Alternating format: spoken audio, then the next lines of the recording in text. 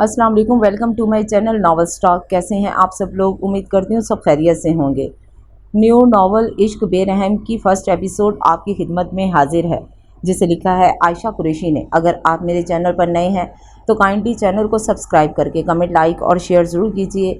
तो आइए first episode की तरफ चलते हैं। बलोच हवेली के मकीन नाश्ते की टेबल पर बैठे साइम बलोच के मुंतज़िर थे, जो हमेशा की तरह सबको अपने इंतज़ार में हलकान होते देख मसरूर होता था। जब वक्त की मुद्दत तवील हुई तो असफंद बलोच की करखत आवाज़ मुलाजमा से मुखातिब हुए थे, जो कोने में सर झुकाए खड़ी उनके हुक्म की मुंतज़िर थी। जाओ और बुलाकर लाओ सरदार को। इससे पहले वो अपने कदम बाहर बढ़ाती, साइम बलोच अपनी पुरवकार शख्सियत के साथ अंदर दाखिल हुआ था। अस्सलाम वालेकुम सलाम करते बिना एक निगाह गलत असफंद बलोच पर डाले जूस का गिलास लबों से लगा गया था। उसकी लापरवाही को देखते उनका चेहरा गुस्से से मज़ीद सुर्ख हुआ था। साइम बलोच, अब आप सरदार बन चुके हैं, इतना वक्त ज़ाया करना आपको ज़ेब नहीं देता। ज़ोर से चम्मच प्लेट में पटकते रोबदार आवाज़ में उससे बोले थे, जो बेजारी से पहलू बदल कर रह गया था। सरदार साइम बलोच, हम आपसे मुखातिब हैं। अब के जाहो जलाल से गोया हुए थे कि टेबल पर मौजूद लोग कांप कर रह गए थे। बाबा, मुझे इंतज़ार करवाना पसंद है, और मुझे वो लोग भी पसंद हैं जो सरदार साइम बलोच का इंतज़ार करते हैं, और मैं कभी भी खुद को किसी के लिए नहीं बदलूंगा। उसके अंदाज से गरूर झलक रहा था। बेटा, किसी को इतना ही इंतज़ार करवाना चाहिए जितना बखुद बर्दाश्त कर सको। नुसरत बलोच बाप बेटे के दरमियान बोली थी। उनका अंदाज सख्त भी ना था और नरम भी नहीं था। वो थक गई थी अपने बेटे की खुदसर तबीयत से। ऐसा इस रोए ज़मीन पर कोई पैदा नहीं हुआ जो मुझे इंतज़ार करवाए, और अगर हो गया तो सरदार साइम बलोच के गज़ब से उसे कोई नहीं बचा सकेगा। उसका इतना सफाक जवाब सुनकर जोहा और नुसरत बलोच ने तासुब से उसे देखा था, जबकि असफंद बलोच का सीना फ़ख्र से चौड़ा हुआ था। अपने बेटे के मगरूर अंदाज को देखते सारा गुस्सा पल में हवा हुआ था। ठीक कह रहे हैं, बिल्कुल हमारा बेटा सरदार है और सरदार को मजबूत होना चाहिए। उनकी हमायत पर जोहा ने एक नज़र साइम बलोच को देखा था, जो पुरसुकून सा नाश्ते में झुक गया, और एक नज़र अपने बाप की तरफ, जो जान निशान नज़रों से उसे देख रहा था। कुर्सी खिसकाकर खड़ी हो गई थी। माँ, मैं जा रही हूँ, अल्लाह हाफिज़ कहते निकल गई थी। असफंद बलोच ने नागवारी से उसकी पुश्त को देखा था, फिर सर झटक कर नाश्ता करने लगे थे। माँ, रायका को आपसे बात करनी है, हल्की सी आवाज़ में मिनमिनाई थी। शाहीना बलोच, जो तख्त पर बैठी थी, कासमा की आवाज़ पर काटदार निगाहों से उसे देखा था, जिसको देखते वो 2 कदम पीछे हुई थी। रायका आंखें फाड़े उसको देख रही थी, जिसके आंसू पलकों पर ठहरे थे। फिर थूक निकलती उनकी तरफ देखती, खुद में बोलने की हिम्मत मुजतमा करने लगी। जी बोलें, क्या कहना है आपको? शाहीना बलोच लिए दिए अंदाज में बोली थी, जिससे कासमा के साथ रायका भी डरी थी। कुछ नहीं चाची माँ, ये तो ऐसे ही कह रही है। अपनी बात पर कासमा की तरफ इशारा किया था, जिसका वजूद वहाँ मौजूद ना था, जिसे देखते वो भी वहाँ से खिसकी थी। जब शाहीना बलोच के लफ्ज़ों के साथ उसके कदम और दिल दोनों रुके थे। कोशिश करना कि वो मनहूस काज़मा दोबारा हमारे सामने ना आए, और जो बात करनी हो वो तुम किया करो, उसके साथ ना देखूं मैं तुम्हें। जहर में डूबे तीर दरवाजे के पास खड़ी काज़मा के दिल में लगे थे। मुंह पर हाथ रखते अपनी सिसकी का गला घोंटते लड़खड़ाते वहां से गई थी। रायका ने बगैर पलटे सर अस्बात में हिलाया था और भागने के अंदाज में वहां से गई थी। शीशे में अपने अक्स को तनकीदी नज़रों से देखते वो किसी गहरी सोच में डूबा था, जब मुलाजिम की आवाज़ पर उसने सर झटक कर अपना रुख उसकी तरफ किया था, जो परेशान सा अपनी पेशानी साफ कर रहा था। जिसको देखते उसने एक अबरू उचकाई थी, जिसे देखते अशरफ मुलाजिम ने अपने लबों को तर करते बोलना शुरू किया था। सरदार, सरदार, वो मेरे पास इतना वक्त नहीं है जो मैं तुम्हारी वो सुनने के लिए ज़ाया करूँ। उसकी गुस्सीली आवाज़ पर मुलाजिम जल्दी से बोला था। सरदार, वो असफंद बलोच जोहा बीबी की शादी चौधरी के बेटे से कर रहे हैं। और उसकी बात पर उसका घड़ी बाता हाथ रुका था। धड़कनें मध्यम पड़ी थीं। आंखों के सामने उस परिवेश का अक्स घुमा था, जिसने उसे खुद से मोहब्बत करने पर मजबूर किया था। बामुश्किल खुद को कंट्रोल करता उससे गोया हुआ था। उसका जवाब बताओ। सरदार, उन्होंने हाँ कर दी है। मुलाजिम के जवाब पर उसने अपने कदम बाहर की तरफ बढ़ाए थे, जब काज़मा की आवाज़ सुनता वहीं रुका था। काज़मा, आप सुधर जाएं, क्यों मुझे मरवाना चाह रही हैं? इसके गुस्से से भरी आवाज़ पर उसने अपनी नमकीन पानी से भरी आंखों से उसे देखा था, जिस पर वो अपना गुस्सा भूलती उसे मोहब्बत से अपने साथ लगा गई थी। उसका सहारा मिलते ही वो फूट फूट कर रो दी थी। रायका माँ बिल्कुल अच्छी नहीं है, वो मुझसे मोहब्बत नहीं करती, इन्हें मेरा ख्याल भी नहीं है। मेरी सारी सहेलियों की माएँ कितनी अच्छी हैं, वो उनसे मोहब्बत करती हैं, पर मेरी माँ क्यों मुझसे नफ़रत करती है। उसके रोने में रवानगी आ गई थी, जिसको देखते रायका और एहतशाम बलोच तड़प उठे थे। सरहद से उस तक पहुंचकर उसे अपने सीने में भींच गया था। नहीं मेरी जान, रोते नहीं हैं। आपको किसने कहा कि माँ आपसे नफ़रत करती है? वो तो आपसे बहुत मोहब्बत करती हैं। उसे अपने साथ लगाए बहलाने की कोशिश कर रहा था। उससे अलग होते कासमा ने बच्चों की तरह पुरजोश होते पूछा था, सच में वो मुझसे मोहब्बत करती हैं? अगर वो मुझसे मोहब्बत करती हैं तो आज तक उन्होंने आपकी तरह गले क्यों नहीं लगाया? उसके सवाल पर इन दोनों ने अपने लब भींचे थे, उनके पास जवाब जो ना था। कासमा, हम तो भाग जा रहे थे ना। रायका ने उसका ध्यान बटाने की कोशिश की थी, जिस पर वो कामयाब ठहरी थी। एहतशाम बलोच से अलग होते सवालिया नज़रों से उसे तका था। कोई और वक्त होता तो मना कर देता, पर अब जब वो रो चुकी तो एहतशाम बलोच के लिए ये नामुमकिनात में से था कि वो अपनी बहन को फिर से रुलाए, इसलिए सर हिलाकर इजाज़त दी थी, जिस पर वो मुस्कुराई थी। मैं अपनी बहन को कभी कोई तकलीफ़ नहीं होने दूंगा, हमेशा उसकी मुस्कुराहट को कायम रखने की कोशिश करूंगा। उसकी मुस्कुराहट देखते एहतशाम बलोच ने दिल में अहद किया था। उसका अहद अब कब तक कायम रहता, ये तो वक्त ही बताने वाला था। वो कैंटीन में अकेली बैठी थी। गुस्सा उसकी छोटी सी नाक पर सजा हुआ था। अब ये किस पर निकलना था वो खुद नहीं जानती थी। जिसके लिए था उसके सामने तो हर्फ भी नहीं निकलता था। क्या कर रही हो अकेले अकेले? आज तुम्हारा वो मजनू नज़र नहीं आ रहा? एक लोफर लड़के ने उसको अकेले बैठे देख जुमला कसा तो रुशना की आंखों में चमक उतरी थी। अपनी किताबें साइड पे रखते उसके मुकाबिल खड़ी हुई थी। हाँ, क्या कहा तुमने? ज़रा फिर से कहना। दोनों बाजू सीने पर लपेटते सख्ती से बोली थी, जिस पर लड़के ने मुस्कुराते अपना जुमला दोहराया था। आज तुम्हारा मजनू चटाख। इससे पहले वो अपना जुमला पूरा करता, रुशना का नाजुक सा हाथ उसके गाल पर छाप छोड़ गया था। वो रुकी नहीं थी, बल्कि दूसरे गाल पर भी थप्पड़ मार गई थी। मेरे ख्याल से तुम्हें इस यूनी में पढ़ना नहीं है, जब भी मुझसे उलझने की गलती कर बैठे हो। याद रखना, रुशना बलोच नाम है मेरा। मेरे मामलात में बोलने का हक तो मैं खुद के सगे को भी नहीं देती। फिर तुम क्या चीज़ हो? अब निकलो यहाँ से। चबा चबा कर बोलती अपनी नशस्त पर बैठ गई थी। आसपास स्टूडेंट्स कुछ फराज पर हंस रहे थे तो कोई अफसोस से उसे देख रहे थे। याद रखना रुशना बलोच, तुमने बहुत गलत किया है मुझ पर हाथ उठाकर। तुम्हें वहाँ से मारूंगा जहाँ तुमने सोचा भी ना होगा। शहादत की उंगली उठाते उसे वार्न किया था, जिस पर रुशना ने नखवत से सर झटका था। रुशना, ये क्या किया है तुमने? फरियाल ने उसके पास बैठकर पूछा था। देखो फरियाल, मेरा मूड इस वक्त बहुत ख़राब है, मेहरबानी करो मज़ीद ख़राब मत करो। कोफ्त से बोलते किताब में सर दे गई थी। तुम गलत कर रही हो, अभी भी वक्त है, वापस आ जाओ। फरियाल ने एक बार फिर समझाने की कोशिश की थी, जिस पर उसने ध्यान नहीं दिया था। घंटी की आवाज़ पर उसने फ़ोन में देखा था, जहां अहद बलोच कॉलिंग लिखा आ रहा था, जिसको देखते उसका मूड एकदम फ्रेश हुआ था।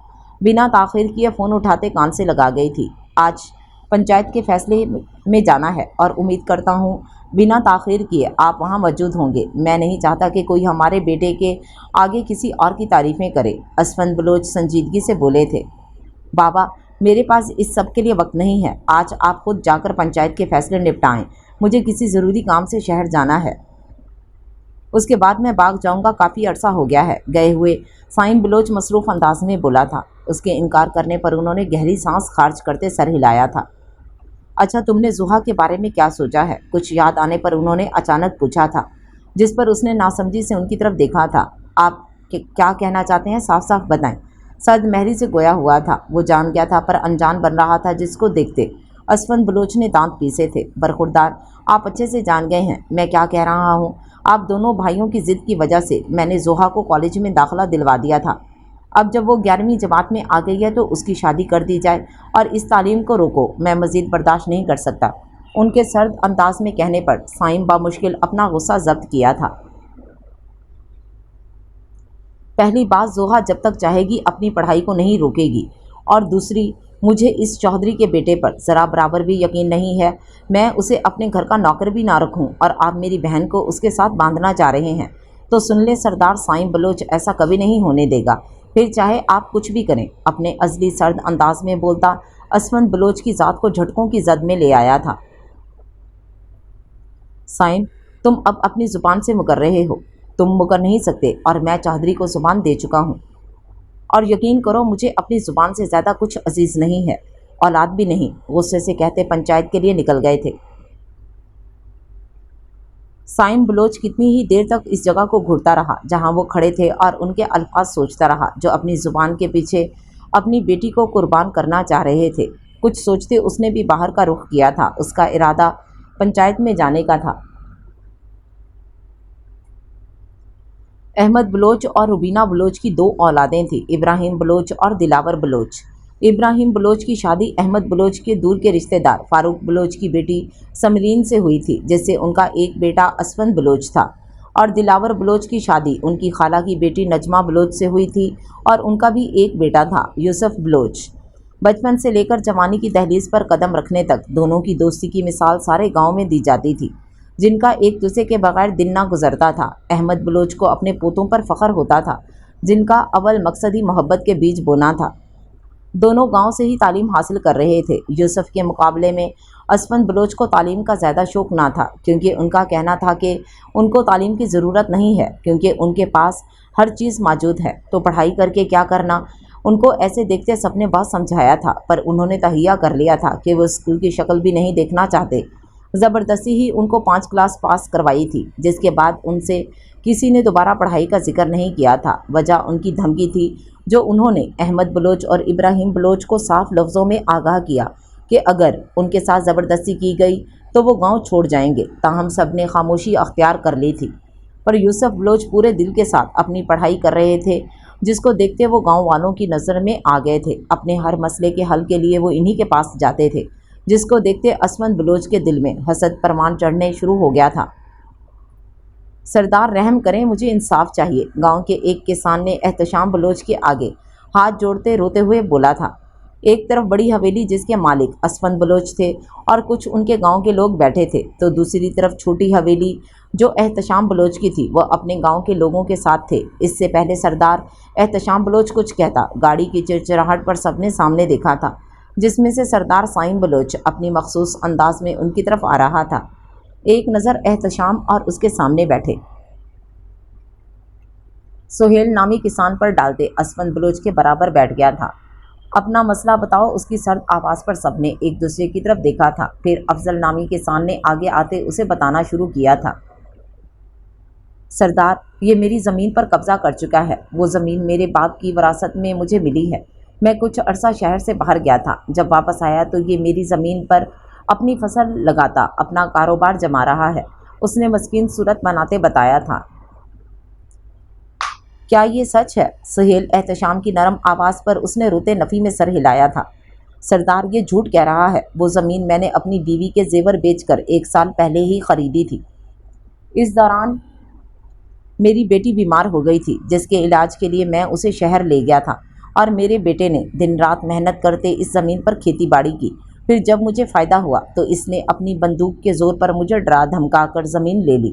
میں نے بہت منت سماجت کی اس کی، پر اس نے مجھے اس زمین پر قدم بھی رکھنے نہ دیا، تو میں مجبور ہو کر آپ سے مدد مانگنے چلا آیا۔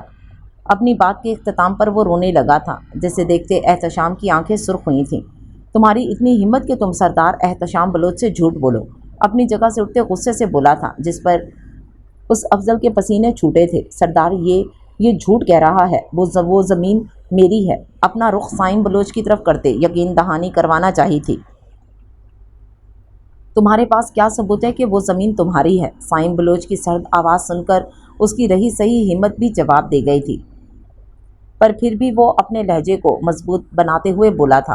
سردار، وہ زمین میری ہے، میں نے ان سب کے سامنے خریدی تھی۔ اس نے اپنے بائیں طرف بیٹھے آدمیوں کی جانب اشارہ کیا تھا، جس نے تھوک نکلتے سر ہاں میں ہلایا تھا۔ اگر وہ زمین تمہاری ہے تو دکھاؤ زمین کے کاغذات۔ احتشام اس کا گریبان پکڑتے ٹھنڈے لہجے میں بولا تھا۔ اس کا ضبط جواب دے رہا تھا۔ وہ کہاں جھوٹ سنتا تھا، اس لیے آپے سے باہر ہوا تھا، پھر خود کو پرسکون کرتے اپنی جگہ پر بیٹھا تھا۔ سہیل، کاغذات ہیں تمہارے پاس؟ سائم بلوچ کے پوچھنے پر اس نے جھٹ سے فائل دکھائی تھی، جس کو دیکھتے افضل کے ہاتھ پیر کانپے تھے۔ اس سے پہلے وہ وہاں سے بھاگتا سائم بلوچ نے اپنی واسکٹ سے گن نکالتے اس کی ٹانگ پر گولی ماری تھی۔ ٹھا کی آواز پر وہاں سکوت چھا گیا تھا۔ احتشام اور اسفند بلوچ صدمے سے سائم بلوچ اور زمین پر کراہتے آدمی کو دیکھ رہے تھے۔ याद रखना, अगर आइंदा साइन बलोच से झूठ बोलने की कोशिश की ना तो तुम्हारी जान मुश्किल में आ जाएगी। साइन बलोच बच्चा नहीं है जो झूठ और सच्चाई को आंखों से ना देख सके। एक जोरदार ठोकर उसकी जख्मी टांग में मारता अपनी जीप में बैठ गया था। उसके पीछे असफंद बलोच भी एहतशाम को तमस्कराना मुस्कुराहट के साथ देखते अपनी गाड़ी में सवार हुए थे। एहतशाम बलोच ने तासुब से इन दोनों बेरहमों को देखा था और फिर आगे बढ़कर अपने मुलाजिम को उसका इलाज कराने का कहते खुद भी चल दिया था।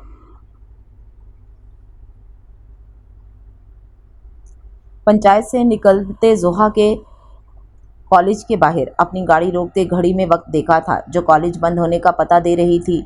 जब ठीक 3 मिनट बाद वो आती दिखाई दी थी, जिसने चादर में खुद को छुपाया हुआ था। चेहरा भी छुपा था, बस 2 सुनहरी आंखें नजर आ रही थीं जिनका एहतशाम बलोच असीर था। जल्दी से अपने कदम उस तक पहुंचाए थे। वो जो अपने ध्यान में जा रही थी यकदम ठटकी थी। वो तो इश्क करती थी, उससे कैसे उसकी खुशबू को ना पहचानती।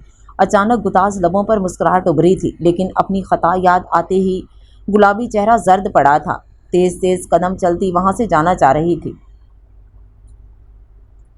खबरदार लड़की, जो एक कदम भी तुमने आगे बढ़ाया तो। वो जो अभी कॉलेज से निकली थी अपने पीछे एहतशाम बलोच की गुस्से से चिंघाड़ती आवाज़ पर कदम वहीं मुंजमद हुए थे। वो जानती थी कि रिश्ते के लिए हामी भरकर वो पहले ही सोए हुए शेर को जगा चुकी है। अब मजीद वो मरना नहीं चाहती थी। उसकी फर्मा बरदारी पर वो तल्ख सा मुस्कुराता उसके रूबरू हुआ था। किसकी इजाज़त से तुमने चौधरी के बेटे के लिए हाँ की है? क्या तुम एहतशाम बलोच को धोखा देने की सज़ा से वाकिफ़ नहीं हो? उसकी धाड़ सुनकर वो सहमी थी। वो मैं बाबा का मान नहीं तोड़ सकती, मुजरिम की तरह सर झुकाए कांपते लहजे में बोली थी। वो मुजरिम ही तो थी एहतशाम बलोच की, जिसने उसके दिल पर वार करते उसे टुकड़ों में तोड़ दिया था। अगर इतनी ही फिक्र थी तुम्हें अपने बाप के मान की, तो क्यों मुझे इन रास्तों पर घसीटा? क्यों इश्क की दावेदार बने? क्यों खुद से मोहब्बत करने पर मजबूर किया मुझे? बोलो, कहीं ये सब भी तुम्हारे ड्रामे तो नहीं हुए? तुम भी दुश्मन की ही बेटी हो। इर्द गिर्द से बेनियाज जख्मी शेर सी धाड़ में फुंकारा था। उसके इल्ज़ाम पर तड़प कर सर उठाया था और रोते हुए नफ़ी में सर हिलाया था। नहीं, मैं सच्ची मोहब्बत करती हूँ, रोते हुए अपनी सफाई दी थी, जिस पर वो बिल्कुल एक कदम के फासले पर आकर रुका था। तो फिर साबित करो कि तुम सच्ची मोहब्बत करती हो। उसको देखते चट्टानों की सख्ती चेहरे पर तारी करते बोला था, जिस पर वो डर के 2 कदम पीछे हुई थी। क्या करना है? अटकते सवाल किया था। एहतशाम बलोच ने दिल जलाने वाली मुस्कुराहट के साथ उसे देखा, जो हल्का हल्का लरज रही थी। एहतशाम की इजाज़त से वो गार्ड के साथ अपने बाग की तरफ आई थी। उसकी इजाज़त के बाद उसने एक बार फिर से रायका को शाहीना बलोच के पास भेजना चाहा था, ताकि वो उनको इत्तला दे सके कि वो बाग में जा रही है, पर रायका ने जाना मुनासिब ना समझा, इसलिए उसे टालते बाग में ले आई थी, जो बाग में आकर भी बेचैन थी। क्या हुआ कासमा, आप ठीक तो है ना? रायका ने फिक्रमंदी से पूछा था। कासमा ने एक नज़र अपने से चंद फुट की दूरी पर खड़े अपने गार्ड पर नज़र डालते उसको देखते मुंह फुलाकर कहा था, नहीं है कुछ ठीक, हमें इस बाग में जाना है, पर यह तो साई की तरह चिपट गया है। कासमा ने अपना मसला बताया था। रायका ने एक नज़र उसके इशारा करदा जगह पर देखा था, जो साइन बलोच के बाग में जाने की जिद कर रही थी। आपका दिमाग दुरुस्त है, आप वहाँ जाना चाहती हैं? रायका ने उसके माथे पर हाथ रखते मुतफिक्र होकर पूछा था। कासमा ने घूरते हुए उसे देखा था, पर झुंझलाते उसका हाथ हटाया था। हाँ, मेरा दिमाग दुरुस्त है और मैं पहले भी काफ़ी दफ़ा गई हुई, इसलिए मुझे जाना है और आपको भी साथ चलना है। कासमा ने जैसे उसे हुक्म दिया था। उसके साथ जाने वाली बात पर ही रायका खौफजदा हो गई थी। उसमें इतनी हिम्मत कहाँ थी कि वो जानते बूझते शेर की खचार में हाथ डाले। नहीं कासमा, मैं नहीं जाऊंगी और ना आपको जाने में भी कोई ज़रूरत नहीं, रायका ने उसे समझाने वाले अंदाज में कहा, जिस पर उसने घुर कर उसे देखा था। फिर अपना दिमाग लड़ाते गार्ड के पास गई थी। देखें भाई, आपको बस यहीं रहना है, इससे आगे नहीं आना, समझ गए ना?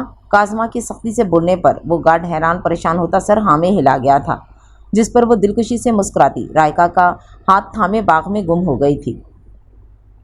आहत, आप यूं क्यों नहीं आए? आप जानते हैं ना, आपके बिना मुझे कुछ अच्छा नहीं लगता। उसके बावजूद आप हमेशा ऐसा करते हैं। रुशना कॉल पिक करते रोहानसी होते हुए बोली, जिसे महसूस करते आहत बलोच पल में परेशान हुआ था। रुशना, आप सबसे पहले तो रोना बंद करें, इल्तिजाई अंदाज में कहा था। नहीं, मैं जब तक रोना बंद नहीं करूंगी तब तक आप मुझसे वादा नहीं कर लेते कि आइंदा ऐसा नहीं करेंगे। रोते रोते अपनी शर्त सामने रखी थी। जी ठीक है, मैं अब कभी ऐसा नहीं करूंगा, पर प्लीज़ अब रोना बंद कर दें। اس کی بے بسی سے کہنے پر رشنا نے اپنے آنسو صاف کیے تھے۔ آپ آئے کیوں نہیں آج؟ وہ میرے سر میں درد تھا تو اس لیے نہیں آ سکا، احد نے نرمی سے کہا۔ کیا احد آپ کے سر میں درد ہے؟ میڈیسن لی آپ نے؟ رشنا اپنی جگہ سے کھڑے ہوتے فکر مندی سے بولی تھی۔ اس کو اپنے لیے متفکر ہوتے دیکھ زندگی سے بھرپور مسکراہٹ نے احد بلوچ کے ہونٹوں کا احاطہ کیا تھا۔ جی میں بالکل ٹھیک ہوں، میڈیسن بھی لے چکا ہوں، آپ پریشان نہ ہوں۔ اور بتائیں آج کیا ہوا یونی میں؟ محبت سے کہتے سوال پوچھا تھا، جس پر رشنا نے اپنے لب دانتوں تلے دبائے تھے اور پھر یونی میں ہونے والی ساری روادات اس کی گوش گزار کی تھی، جس پر وہ نفی میں سر ہلا کر رہ گیا تھا۔ جمال آج سردار باغ میں آ رہا ہے، اس لیے دھیان رکھنا، کوئی گڑبڑ نہیں ہونی چاہیے، ورنہ سردار کو تو تم اچھے سے جانتے ہو۔ عابد نامی ملازم نے اسے خبردار کیا تھا۔ ہاں ٹھیک ہے، لیکن باغ میں جو لڑکی آتی ہے اس کا کیا کرنا ہے؟ جمال نے پوچھا تھا۔ مجھے بتانا، میں سردار کو بتا دوں گا، ویسے تو پہلے بھی میں علم میں لا چکا ہوں، پر آج سردار خود دیکھ لے گا۔ اس کے کندھے پر ہاتھ رکھتے خود چلا گیا تھا۔ جمال بھی وہاں موجود کین کی کرسی پر بیٹھ گیا تھا اور ارد گرد نظر دوڑانے لگا۔ تو جو میں کہوں گا وہ کرو گی؟ اس کے پوچھنے پر اس نے اثبات میں سر ہلایا تھا۔ ٹھیک ہے تو نکاح کرو مجھ سے اور ثابت کرو کہ تمہاری محبت جھوٹی نہیں ہے۔ اتنی بڑی بات کو احتشام بلوچ نے اس انداز میں کہا تھا کہ زوہا اش اش کر اٹھی تھی۔ یہ کیا کہہ رہے ہیں آپ؟ آواز اور آنکھوں میں بے یقینی تھی جو احتشام بلوچ سے چھپی نہیں تھی۔ میں نکاح کرنے کا کہہ رہا ہوں، ایسی بھی کوئی بات نہیں کی کہ تمہیں یقین نہیں ہو رہا، لیکن میں نکاح نہیں کر سکتی بابا اور بھائی کی مرضی کے بغیر، اب کے زوہا نے مضبوط لہجے میں کہا تھا۔ تو کیا جب مجھ سے اظہار محبت کر رہی تھی تب تمہارے باپ اور بھائی کی مرضی شامل تھی؟ احتشام نے غصے سے پوچھا تھا، جس پر زوہا نے نظریں جھکائی تھی۔ ایک بات یاد رکھنا زوہا، اگر 2 دن میں تم نے اپنا جواب نہ بتایا تو تم احتشام بلوچ کو بھول جانا۔ انگشت شہادت اٹھاتے وارن کرتے ہوئے وہ وہاں سے چلا گیا تھا۔ زوہا نے آنکھوں میں نمی لیے اس دشمن جاں کی پشت کو دیکھا تھا جو اسے دوہری اذیت میں مبتلا کر کے چلا گیا تھا۔ حویلی کی گاڑی دیکھتے جلدی سے اپنی آنکھیں صاف کی تھیں اور گاڑی میں بیٹھی تھی، لیکن اس کی باتیں سوچتے پھر سے گرم سیال آنکھوں سے بہنے لگا تھا۔ دیکھو قاسمہ، ابھی بھی وقت ہے، واپس چلتے ہیں، کسی نے دیکھ لیا نا تو بہت برا ہوگا، رائکا نے پھر سمجھانا چاہا تھا۔ دیکھیں رائکا، وہ بے تحاشا حسین باغ ہے، میرا دل کرتا ہے کہ میں ہمیشہ وہاں رہوں اور آپ کو ڈرنے کی قطعاً ضرورت نہیں، میں پہلے بھی کئی بار آ چکی ہوں، اس لیے چلے جلدی، قاسمہ کہتے آگے چلی گئی تھی۔ اس کے پیچھے رائکا بھی آیت الکرسی کا ورد کرتے ہوئے چلنے لگی تھی، جس کو قاسمہ کے کان بخوبی سن رہے تھے۔ ڈر تو اسے بھی لگ رہا تھا، پر وہ ظاہر نہیں کرنا چاہ رہی تھی، اس لیے محتاط قدم اٹھاتے اندر چلنے لگی۔ جمال جو آج پوری طرح الرٹ تھا، لڑکیوں کی آوازیں سنتا فوراً اشرف کو فون ملاتا بتانے لگا تھا۔ وہ پنچایت سے نکلتے اپنے باغ سے کچھ فاصلے پر موجود ایک شیلٹر کے نیچے آتے بیٹھ گیا تھا، جہاں پر کین کی 4 کرسیاں اور ایک ٹیبل موجود تھی۔ یہ جگہ سائیں بلوچ کی پسندیدہ جگہ تھی، وہ جب بھی پریشان ہوتا تو یہیں آتا تھا۔ یہاں کی تازہ ہوا، ارد گرد موجود ہریالی، باغ کے پیچھے بہتی ندی کا شور اور درختوں پر موجود کوئل کی میٹھی آواز اسے سرور بخشتی تھی۔ لیکن آج وہ نہ صرف یہاں سکون حاصل کرنے آیا تھا، بلکہ اس لڑکی کی تلاش میں آیا تھا جو اس کی اجازت کے بغیر اس کے باغ میں آتی تھی۔ وہ سردار سائیں بلوچ جو اپنی ہر چیز کی بے حد پوزیسو تھا، اسے کہاں منظور تھا کہ کوئی غیر اس کی چیز پر نظر رکھے۔ چھوٹے سردار، وہ لڑکیاں آج پھر باغ میں آئی ہیں، مجھے ابھی جمال نے بتایا ہے، ملازم نے ہانپتے اس تک خبر پہنچائی تھی۔ وہ جو اپنی گن صاف کر رہا تھا، ایک لمحے کے لیے اس کے ہاتھ رکے تھے، پر اصرار سے مسکراہٹ ہونٹوں پر سجائے ملازم کی طرف متوجہ ہوا تھا۔ تو آج یہ میری قید میں آئے گی، جو روز میرے باغ میں آتی بنا میری اجازت کے۔ اس کے سرد آواز سن کر ملازم فوراً بھاگا تھا۔ چلو دیکھتے ہیں کہ یہ کون ہے جو سائیں بلوچ کی ہر چیز پر قبضہ کرنا چاہتی ہے۔ اپنی شاہانہ چال چلتا باغ میں گھسا تھا۔ خدارا چلو یہاں سے، اگر کسی نے دیکھ لیا نا تو ہمارا آخری دن ہوگا۔ تم جانتی نہیں ہو چھوٹے سردار کو، بہت ظالم ہے، ذرا سا رحم بھی نہیں کریں گے، رائکا نے ڈرتے ہوئے کہا تھا۔ اف رائکا، آپ فضول میں ہی ڈر رہی ہیں، اس بگڑے بلوچ سے وہ کچھ نہیں کرے گا، ایک بار میرے سامنے آئے تو اسے بتاؤں گی۔ دیکھو کتنا خوبصورت باغ ہے، یہاں کی ہر چیز اچھی ہے، اس بگڑے بلوچ نے قبضہ کیا ہوا ہے، آئے کبھی سامنے گن کر حساب لوں گی۔ باغ کی خوبصورتی میں کھوتے اپنے پیچھے کھڑے وجود کا غصہ سوا نیزے پر پہنچا دیا تھا۔ چھٹانک بھر کی لڑکی کے منہ سے اپنے لیے ایسی باتیں سن کر سائیں بلوچ کا ضبط جواب دے دیا تھا، ہاتھ میں تھامی بندوق سے ہوا میں فائر کیا تھا، جس سے ان دونوں کی دل خراش چیخ نکلی تھی۔ اپنے سامنے سائم بلوچ کو دیکھتے رائکا خوف سے سفید پڑی تھی۔ کاسما بھی پلٹی تھی اور اس کی گن کا رخ اپنی طرف دیکھتے زمین بوس ہوئی تھی۔ سائم اور اشرف صدمے میں چور اس کے وجود کو دیکھ رہے تھے، جو ابھی تو اس سے گن گن کر حساب لینے کی باتیں کر رہی تھی، اور اب صرف اس کی گن کا رخ اپنی طرف دیکھتے ہی ہوش و خرچ سے بیگانہ ہو گئی تھی۔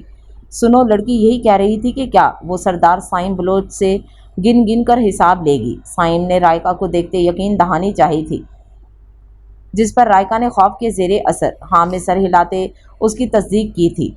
سائم نے ایک نظر اسے دیکھا تھا، جس آدھا چہرہ کالی چادر کے حالے میں چھپا ہوا تھا، اور ایک نظر رائکا کو دیکھا تھا، جو اس کے خوف سے تھر تھر کانپ رہی تھی۔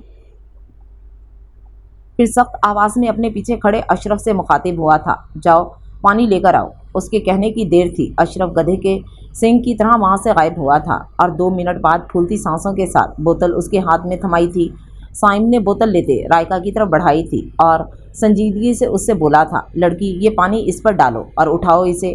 رائکا نے لرزتے ہاتھوں سے اس سے بوتل لی تھی اور دوزانوں بیٹھتے اس کے چہرے پر چھینٹے مارے تھے، جس سے کاسما کی پلکوں میں جنبش ہوئی تھی۔ اس نے دھیرے سے اپنی آنکھیں کھولی تھیں اور پھر سختی سے دوبارہ بند کی تھی۔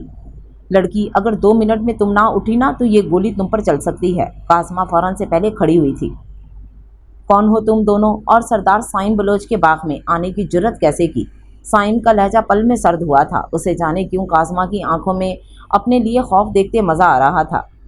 یہ آپ کا باغ نہیں ہے۔ کاسما نے اپنے لہجے کی لڑکھڑاہٹ پر قابو پانے کی کوشش کی تھی، پر بری طرح ناکام رہی تھی۔ اس کے جواب دینے پر تو سائم کا دماغ بری طرح گھوما تھا، مضبوط قدم اٹھاتے اس کے سر پر کھڑا ہوا تھا، جس کو دیکھتے کاسما 2 قدم بدک کر پیچھے ہوئی تھی۔ اپنے پیر سے چپل نکالو۔ سائم کے کہنے پر کاسما نے ناسمجھی سے اسے دیکھا تھا، جب سائم غصے سے چلایا تھا، میں نے کہا لڑکی چپل اتارو۔ کاسما نے فٹ سے اتاری تھی۔ لڑکی، تم چپ چاپ وہاں کھڑی ہو جاؤ اور ہلنے کی کوشش بھی مت کرنا۔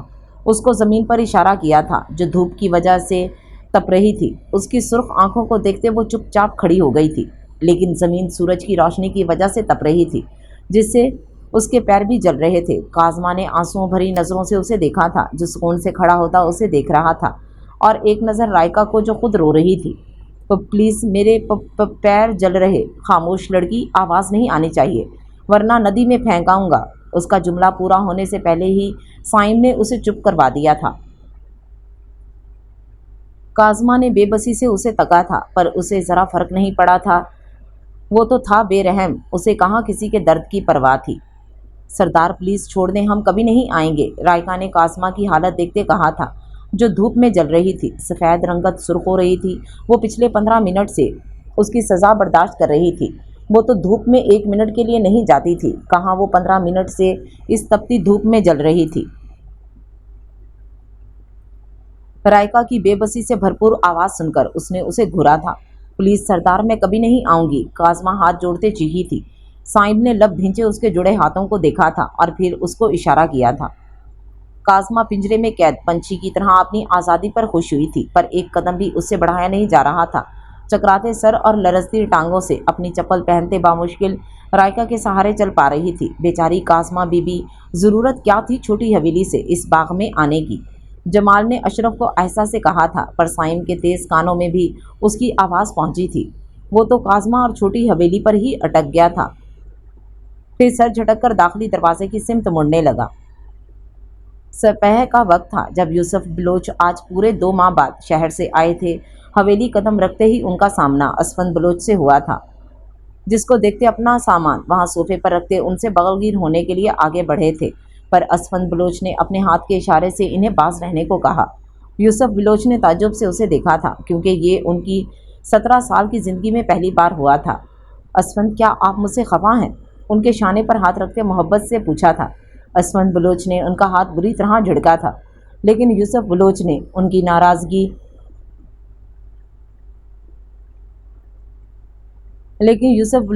کی ناراضگی سمجھ کر نظر انداز کر دیا تھا۔ یوسف، اس سے پہلے کہ وہ کچھ کہتے، دلاول بلوچ کی آواز پر ان کی طرف متوجہ ہوتے فوراً ان کے گلے لگے تھے۔ بچے، آپ نے بتایا کیوں نہیں کہ آپ آج آنے والے ہیں؟ ہم خود آ جاتے اپنے بیٹے کو لینے کے لیے۔ اس کی پیشانی چومتے پھر سے اپنے ساتھ لگاتے بولے تھے۔ मुलाजिम की इत्तला देने पर हवेली के सब लोग वहां आ गए थे। यूसुफ सबसे मिलता अपने दादा के साथ बैठ गया था। उन्होंने भी उसे अपने बाजू के हल्के में ले लिया था, जिसको देखते असफंद बलोच के तन बदन में आग लगी। उनकी खामोशी सभी महसूस कर रहे थे, क्योंकि यह हवेली के मकीनों के लिए पहली बार हुआ था कि यूसुफ और असफंद बलोच ऐसे दूर दूर रहे। पर कोई ये नहीं जानता था कि अब ये वो असफंद बलोच नहीं रहे जो हमेशा यूसुफ बलोच के मुंतज़िर रहते थे। अब तो वो हसद की आग में जल रहे थे, जो आगे चलते बहुत कुछ बर्बाद करने वाला था।